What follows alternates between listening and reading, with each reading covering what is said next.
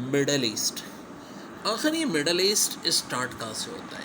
ये है, अगर हम वेस्ट टू ईस्ट जाएं तो ये स्टार्ट होता है इजिप्ट से, ऊपर तुर्की जिसको अब तुर्की कहते हैं, यहाँ सीरिया, फ़लस्तीन, इसराइल, जॉर्डन, सऊदी अरेबिया, यमन, Oman, UAE, Qatar, Iran, Iraq और जनाब ये हो गया मिडल ईस्ट। यानी समझे जो ये ईरान से और जो पाकिस्तान अफ़गानिस्तान का बॉर्डर लगता है यहाँ तक मौजूद है मिडल ईस्ट। लेकिन क्या मिडल ईस्ट नाम का वाकई कोई इलाका है या ये टर्म आई है कहीं से? तो रियलिटी में मिडल ईस्ट कोई इलाका नहीं था, ये इलाका बेसिकली वेस्ट अफ्रीका एशिया कहलाता है। क्या सारे मुल्क वेस्ट एशिया में शामिल है मिडल ईस्ट के? नहीं जनाब, इजिप्ट शामिल नहीं है। इजिप्ट तो अफ्रीका में, नॉर्थ अफ्रीका में, और कुछ वेस्ट एशिया की ऐसी कंट्रीज़ भी हैं जो जिन्हें मिडल ईस्ट में शामिल नहीं किया जाता। बिल्कुल जनाब, जॉर्जिया, अज़रबैजान और आर्मीनिया, ये 3 कंट्रीज़ ऐसी हैं जो कि वेस्ट एशिया में तो आती हैं लेकिन किस में नहीं आती? मिडल ईस्ट में नहीं आती। नो, ये मिडल ईस्ट का नाम दिया किसने? देखिए, ये जो कभी दुनिया के हुक्मरान होते थे, British, London standard time, Greenwich, ये जो पट्टी है 0 डिग्री लैटिट्यूड, ये यहाँ से लेकर के एक इन्होंने दुनिया को डिवाइड कर दिया। इधर जो कंट्रीज हैं उनको ईस्ट, इधर वालों को वेस्ट। वेस्ट में ये जो यूरोप था ये नियर वेस्ट, ये वाला समंदर जो था ये मिडल वेस्ट, और बिल्कुल इधर ये वाला फॉर वेस्ट। वैसे इन्होंने किया इसी लाइन के साथ, ठीक है, इसी लकीर के साथ। यहाँ इजिप्ट तक नियर ईस्ट, इजिप्ट से लेके ईरान तक मिडल ईस्ट, और फिर यहाँ पाकिस्तान से इंडोनेशिया मलेशिया तक ले जाओ तो फॉर ईस्ट।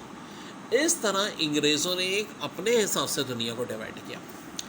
देखो भाई, कुछ बड़ी अहम, जब ये मैप है ज़बरदस्त वाला हमारे पास, तो ये एक चीज़ आपको और दिखाऊं, ये इक्वेटर है, किससे गुज़र रही है? अफ्रीका से गुज़र रही है। और ये देखें, यहाँ से ये आपका 0 डिग्री लैटिट्यूड भी आता है। ये वो मुकाम है जहाँ पे ये आपका पीएम और इक्वेटर दोनों आपस में क्या है? मिलते हैं, साउथ एम के पास, ठीक है, ये जजीरों के पास। ये भी चूँकि बड़ी अहम बात थी इसलिए मैंने कहा बता दो, ये सवाल में आ जाता है। अब मिडल ईस्ट में सबसे इम्पोर्टेंट कंट्री तो इजिप्ट है, जिसे दरियाई नील की ज़मीन भी कहते हैं। अब दरियाई नील कहाँ से शुरू होता है ये भी बड़े क्वेश्चन मार्क है। ब्लू नाइल की शाख यहाँ से शुरू होती है, इथोपिया से, और सूडान खरदूम में आके मिलती है। और जो वाइट नाइल है, अब तक तो यही समझा जाता था कि लेक विक्टोरिया से शुरू है, और ये भी मिल जाता है। लेकिन अब नई रिसर्च है कि भाई लेक विक्टोरिया में अपना ख़ुद का पानी थोड़ी है, उसको पानी तो इन दरियाओं से मिलता है, ज़ाहिर है, कॉन्गो वगैरह, और इनको कहाँ से मिलता है? तो अब ये एक नई बात बहस शुरू हो गई है कि नाइल रिवर की असल लेंथ क्या है और इसकी ट्राइब्यूटीज़ को शामिल करें। जैसे कि देखो, अमेज़न रिवर का भी आज तक सही नहीं पाया जा सका, इसलिए अक्सर होता है कि जी अमेज़न लंबा है। इतना ख़तरनाक इलाका है यहाँ का, आप आगे तक जा ही नहीं पाए इंसान आज तक, ख़ास तौर पे साउथ अफ्रीका में। तो इसलिए ये आज तक हमारे लिए, चूँकि यहाँ बात हो रही है सूडान की भी मैंने बताई, ये तो साउथ सूडान जो अलग मुल्क हो गया, ठीक है, ये क्रिश्चियन मेजॉरिटी कंट्री थी।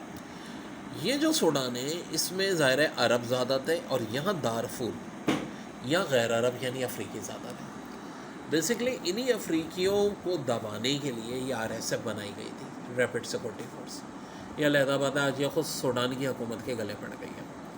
एक और इशू जो बड़ा हॉट है, जिस पर सवाल आएंगे कि भाई इथोपिया एक बहुत बड़ा डैम बना रहा है, और उस डैम के बाद इजिप्ट को तो पानी मिलेगा ही नहीं, सूडान तक तो फिर पानी आएगा, इजिप्ट बंजर हो जाएगा। इजिप्ट ने इथोपिया से रिक्वेस्ट की कि भाई ठीक है, डैम बनाना है बनाओ, लेकिन ज़रा स्लो बनाओ, 10 साल में अगर ये बनाओगे तो हम कोई ना कोई ऑल्टर कर लेंगे, एक मसनूई दरिया बना देंगे। लेकिन इथोपिया इस बात को नहीं मान रहा, और ये जंग करने को तैयार बैठा है इस बात पे। खैर, इजिप्ट की जहाँ तक बात है तो इजिप्ट भी कम पावरफुल नहीं है, बल्कि ज़ाहिर है इथोपिया से ज़्यादा है। लेकिन ये जंग होगी कैसे? क्योंकि देखो, दोनों का तो बॉर्डर भी नहीं मिलता, इथोपिया का तो कोई समंदर भी नहीं है, तो क्या एयरफोर्स की जंग होगी? हो सकता है। लेकिन इजिप्ट वाले दरियाए नील से भी एक बड़ा रिवर सिस्टम मसनूई बनाने पे कर रहे हैं। क्या सिर्फ इजिप्ट ही मसनूई रिवर बना रहा है? नहीं, सऊदी अरब भी एक ऐसा ही रिवर बना रहा है जो दरियाए नील से लंबा होगा। आप बोलोगे सर दरियाए नील से लंबा क्या? दरियाए नील तो यहाँ से भी यहाँ तक, यहाँ से देखिए ये स्ट्रेट चल रहा है। ये रिवर इस तरह बनेंगे, पूरे पूरे घूम रहे होंगे। सऊदी अरब वाले पूरे सऊदीया में घूमेगा, इजिप्ट वाले इजिप्ट में घूमेंगे। रेड सी भी तो इनके पास ही है। रेड सी है, देखिए समुद्री पानी है, इसे मीठा करेंगे और ये मीठा करके ये पूरे यहाँ से यहाँ तक घूमता रहेगा और फिर इधर वाले समंदर में जाके गिर जाया करेगा। ये प्लान है इनका, और ऐसा ही प्लान इजिप्ट की गवर्नमेंट कर रही है। वो भी यहाँ से दरियाए नील का जो पानी बचेगा वो प्लस रेड सी से पानी निकाल के मेडिटेरियन में गिराएंगे। तो ये दोनों ने प्लान किया हुआ है। अब देखो ये है सुइस कैनाल, मशहूर ज़माना, ठीक है, सुइस कैनाल। अब पहले सुइस कैनाल नहीं थी, सिर्फ क्या था, यहाँ पे एक गल्फ था, इसको बढ़ा के यहाँ तक मिला दिया गया। पहले ज़माने में भी तिजारत होती थी, बहरी जहाज़ आते थे और यहाँ पे आके ना जहाज़ जो थे सामान रख देते थे। यहाँ से जो सामान था ये ऊँटों के ज़रिए जाता था और फिर यहाँ बहरी जहाज़ों में। लेकिन जब से सुइस कैनाल बन गई तो ये मसला हल हो गया। इसराइल का जो क़याम हुआ है वो इस पट्टी के लिए हुआ है। ये ऐसी एक कैनाल की तरह गल्फ़ ऑफ अकाबा है, इस तरह सुइस कैनाल है। और अमेरिका का, ब्रिटेन का, इसराइल का प्लान ही ये कि यहाँ पे भी एक कैनाल बना दी जाए। आखिर ऐसा क्यों? एक तो सुइस कैनाल की अहमियत कम हो जाएगी, दूसरे सुइस कैनाल में वन वे ट्रैफिक होती है। जब जहाज़ इधर से जा रहे होते हैं उधर से नहीं आते, ज़ाहिर है इसके बाद टू वे ट्रैफिक हो जाएगी। इजिप्ट को इसराइल बोलेगा भाई तुम एक साइड का रखो रास्ता, हम दूसरी साइड का रखेंगे।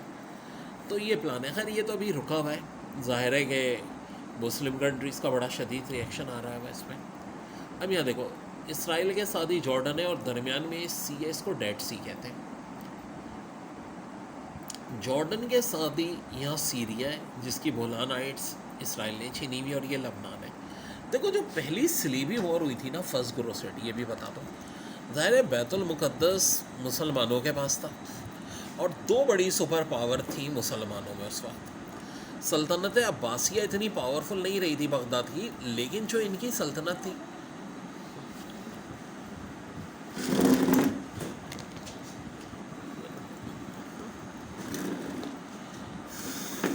ठीक है, अब ये जो सल्तनत बगदाद थी, एक मुसलमानों की मेन खिलाफत थी बगदाद में, दूसरी खिलाफत थी फ़ातिमी खिलाफत, ये इजिप्ट और पूरे नॉर्थ अफ्रीका में, तीसरी खिलाफत थी जो स्पेन में उंदलस में थी।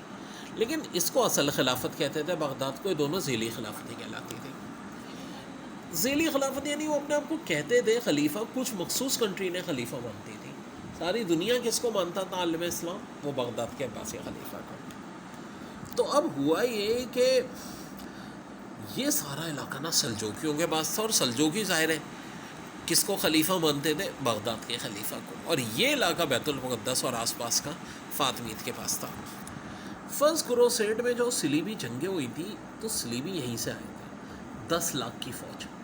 और जैसा देखो आज हमारे यहाँ है, बहुत सारे लोग मज़हब को मिसयूज़ करते हैं, यूरोप में सेम सिचुएशन थी उस ज़माने में।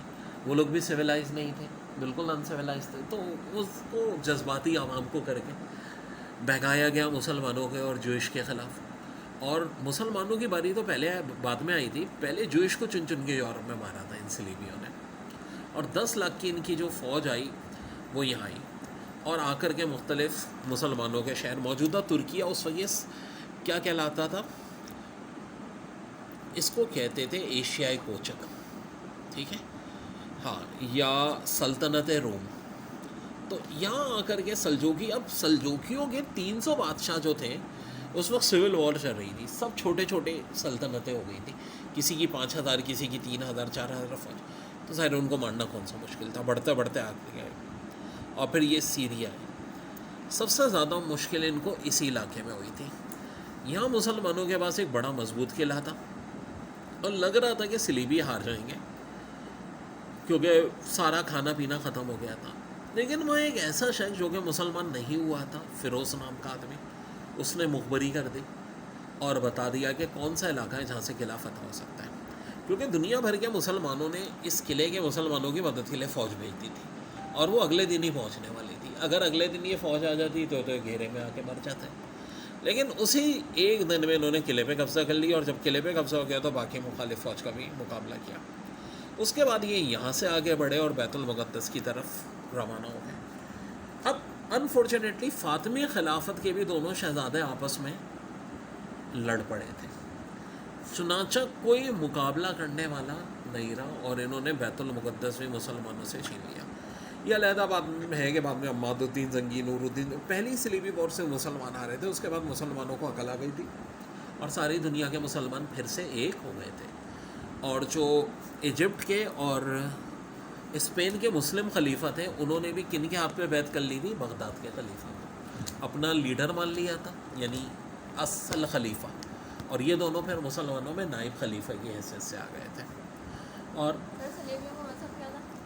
क्रिश्चन अम्मादुद्दीन जंगी, नूरुद्दीन जंगी, देखो सब में अच्छे लोग हैं, पर बस ये था कि उस वक्त एक भड़का दिया गया था, झूठी झूठी तस्वीरें दिखाई गई थी कि नाउज़ुबिल्लाह मुसलमान बड़े जुल्म कर रहे हैं, ये कर रहे हैं, और कुछ ऐसी बातें जो मैं रिपीट भी नहीं कर सकता। नतीजा ये हुआ कि वो भड़कने में आ गए, वही जज्बाती बातें, और मुसलमानों को मुकाबले के लिए चल पड़े।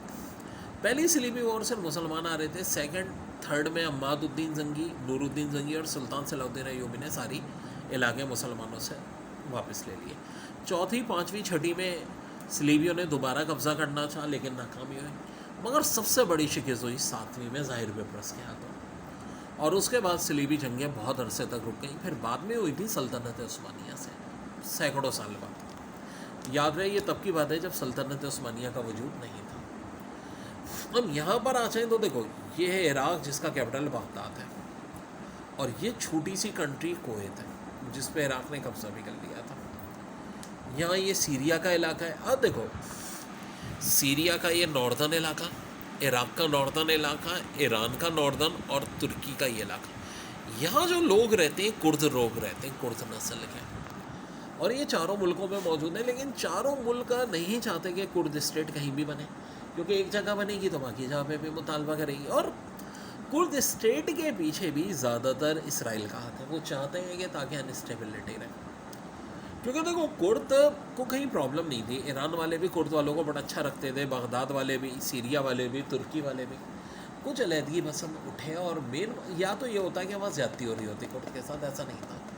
तो ये एक पूरा गेम था। और अब सीरिया और इराक़ में इनके खुद मुख्तार इलाके बन चुके हैं ऑलरेडी।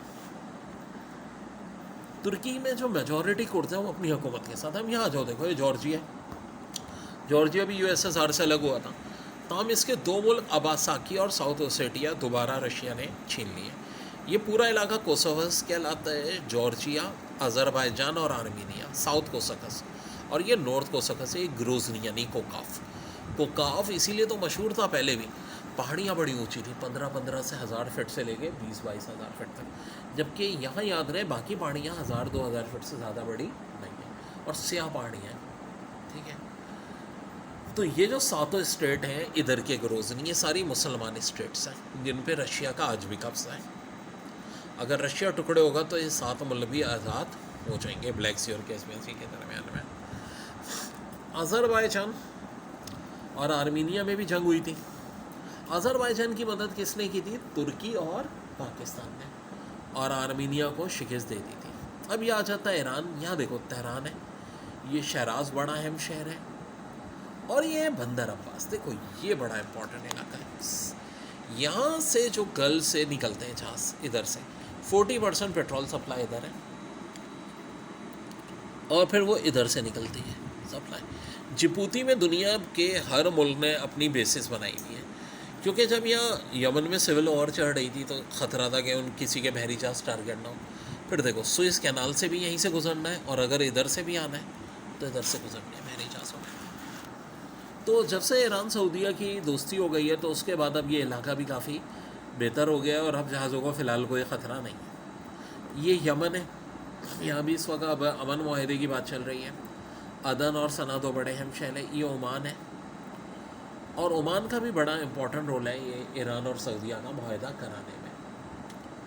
यहाँ UAE है, UAE के 7 स्टेट्स पहले अलग अलग मुल्क होते थे, फिर ये एक मुल्क बन गए। इधर ये कतर है और इधर बहरीन है जो कि एक जजीरा है। कतर और सऊदीया के ताल्लुकात भी बीच में ख़राब हो गए थे, तो कतर को सेपरेट करने की कोशिश की थी सऊदीया ने, या नहरें बना के। तो ये पूरे का पूरा इलाका जो है वो आपका क्या कहलाता है, मिडल ईस्ट का इलाका कहलाता है। अब चाइना जो रूट बना रहा है, पाकिस्तान के रास्ते तो बना ही रहा है, एक वो ईरान के रास्ते भी बना रहे हैं रूट, एक यहाँ म्यांमार के रास्ते भी बना रहे हैं, और ये देखो थाईलैंड को भी यहाँ से भी एक स्ट्राइड निकाल रहे हैं, क्योंकि यहाँ से भी उनके जो बहरी जहाज़ आते हैं इधर से। तो मसला ये होता है कि इंडिया की बड़ी स्ट्रॉन्ग नेवी है, अमेरिका की भी स्ट्रॉन्ग नेवी है, तो ये ज़ाहिर है चाइनीज़ है, अपने पास हर ऑल्टर ऑप्शन रखते हैं कि अगर एक ऑप्शन बंद हो तो दूसरा मौजूद है इनके पास। ये बड़ी इंपॉर्टेंट इन्फॉर्मेशन है मिडल ईस्ट।